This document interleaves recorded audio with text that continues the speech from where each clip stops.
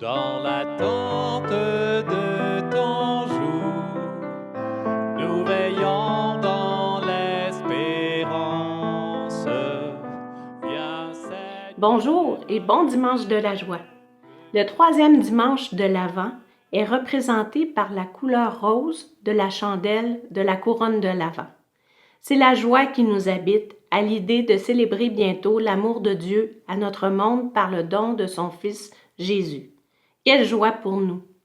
Pour nous accompagner en ce dimanche de la joie, nous vous présentons Frère Martin de la Trinité de l'Ordre des Carmes d'Échault. Il est responsable de la liturgie à la chapelle des Carmes de Trois-Rivières. Il est répondant pour les vocations, animateur de l'école d'oraison et accompagnateur spirituel.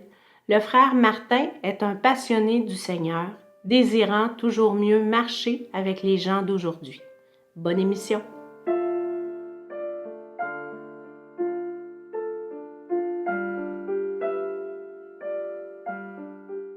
Évangile de Jésus-Christ selon saint Matthieu.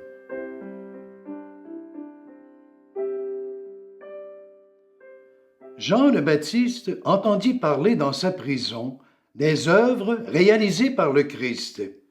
Il lui envoya ses disciples et, par eux, lui demanda : « Es-tu celui qui doit venir, ou devons-nous en attendre un autre ?» Jésus leur répondit : « Allez annoncer à Jean ce que vous entendez et voyez. Les aveugles retrouvent la vue, et les boiteux marchent. Les lépreux sont purifiés, et les sourds entendent. Les morts ressuscitent, et les pauvres reçoivent la bonne nouvelle. Heureux celui pour qui je ne suis pas une occasion de chute. » Tandis que les envoyés de Jean s'en allaient, Jésus se mit à dire aux foules à propos de Jean : « Qu'êtes-vous allés vous regarder au désert? Un roseau agité par le vent? Alors, qu'êtes-vous donc allés voir? Un homme habillé de façon raffinée? Mais ceux qui portent de tels vêtements vivent dans les palais des rois. Alors, qu'êtes-vous allés voir? Un prophète? Oui, je vous le dis, et bien plus qu'un prophète. C'est de lui qu'il est écrit : « Voici que j'envoie mon messager en avant de toi, pour préparer le chemin devant toi. » Amen, je vous le dis. Parmi ceux qui sont nés d'une femme, personne ne s'est levé de plus grand que Jean-Baptiste. Et cependant, le plus petit dans le royaume des cieux est plus grand que lui. Acclamons la parole de Dieu.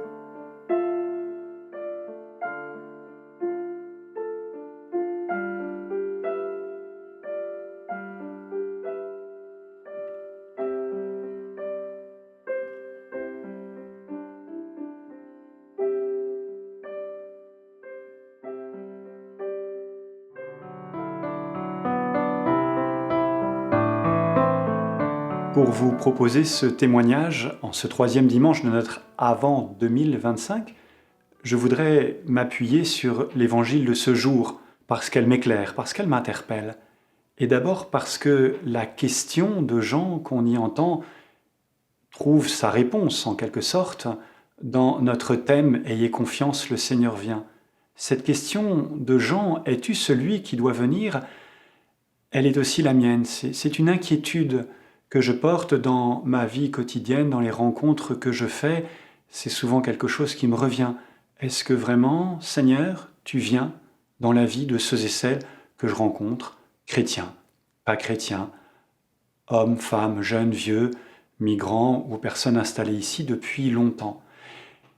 La réponse de Jésus, elle est très belle et elle me touche beaucoup parce qu'elle est comme une école pour moi. Jésus n'étale pas des succès en dénombrant le nombre de personnes qu'il aurait guéries, qu'il aurait exorcisées ou que sais-je. Jésus témoigne de ce que le royaume vient dans la vie de ces gens et de ce qu'il en est le premier témoin. Il est sensible à cette venue du royaume dans la vie des gens.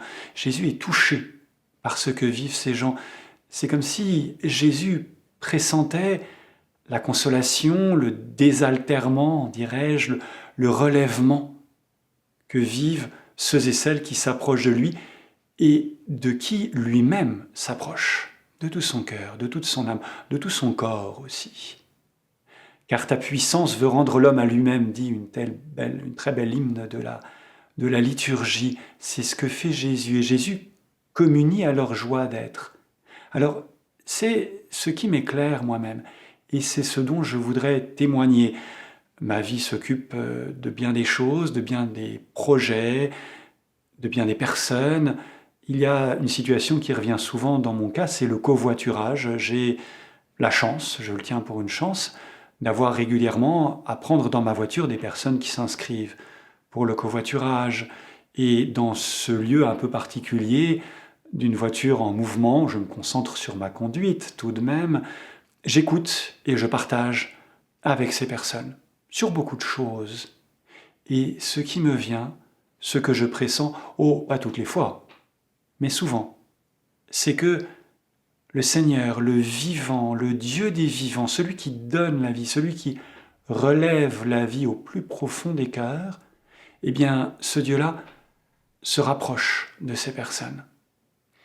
Il me vient à l'esprit un premier souvenir qui date de 2 ou 3 ans d'une jeune femme que j'avais en covoiturage et qui me témoigne du désir qu'elle a encore de rencontrer Dieu. Et elle me raconte tout ce qu'elle a fait pour cela. Et elle me dit aussi, avec une tristesse, peut-être même une déception dans la voix, que Dieu n'est pas venu. Ça m'a touché beaucoup. Mais j'ai aussi cet autre témoignage d'une personne qui me demande si c'est bien vrai, si c'est bien possible que Jésus vienne dans sa vie à tel point qu'elle se sente intérieurement touchée, rejointe. Cette fois-ci, précisément, il s'agissait d'un accompagnement dans le cadre d'une retraite. Ça fait partie des choses que j'ai à faire comme frère Carme. Et je lui rapporte non pas mon témoignage, mais le témoignage de Thérèse d'Avila, une figure spirituelle, une femme, qui peut la rejoindre comme femme, qui peut lui faire entendre que, oui, Dieu peut s'approcher à ce point, avec respect, avec délicatesse. Je lui apporte le témoignage de Thérèse. Et je vois cette femme touchée intérieurement. Je pressens que un autre lui parle, un autre intérieurement lui témoigne de sa proximité. Un autre lui témoigne qu'il vient dans sa vie, qu'il s'approche dans sa vie. Et je vous dirais que je me suis senti à la fois très proche et pas trop proche, à une distance suffisante pour laisser cette jeune femme accueillir, là même, dans la rencontre, ce Dieu qui s'approche, ce Dieu qui non seulement la touche, la rejoint, mais aussi est touché par l'effet que ça lui fait à elle d'être rejointe. Encore une fois, ce que je pressens, c'est que Jésus communie à cette joie d'être, à cette surprise d'être rendu à soi-même, d'être touché par un amour. Alors, notre thème de l'Avent dit cela. L'Avent, c'est pas simplement Noël, nous le savons, nous l'apprenons au catéchisme, mais aujourd'hui, en 2025, dans ma vie, ce que je pressens, ce dont l'Esprit Saint, je pense, me donne l'intuition, c'est que Jésus, le Christ le vivant, s'approche vraiment de beaucoup d'hommes et de femmes que je croise, dont un certain nombre ne confessent pas de foi en lui, mais qui pressentent que le Dieu des vivants s'approche d'eux. C'est une joie pour eux, et c'est une joie pour moi, une joie profonde, une communion à leur joie d'être, et je leur en sais gré. Je sais gré au Dieu de la vie qui s'approche d'eux, d'elles, et je leur sais gré de me communiquer quelque chose de cette joie d'être. Alors, vraiment, ayons confiance, le Seigneur vient.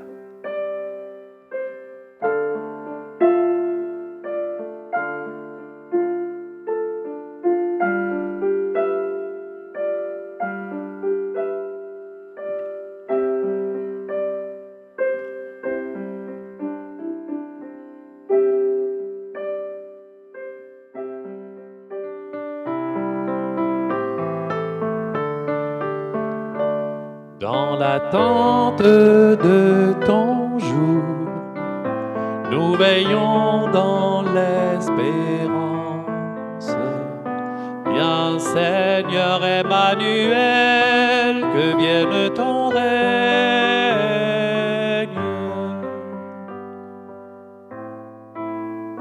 Que fleurisse ta promesse pour les peuples de la terre.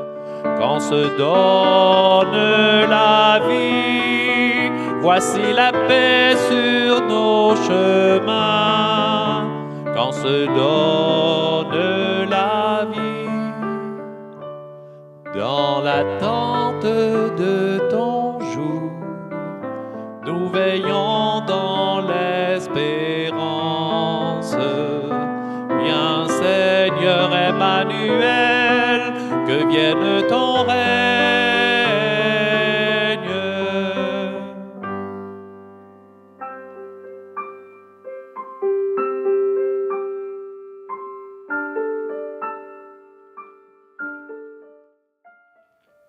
Dieu notre Père, nous te louons et te remercions de te faire proche de nous en Jésus, celui qui guérit nos cœurs blessés, nous libère de nos chaînes et recrée notre monde dans la justice et la louange.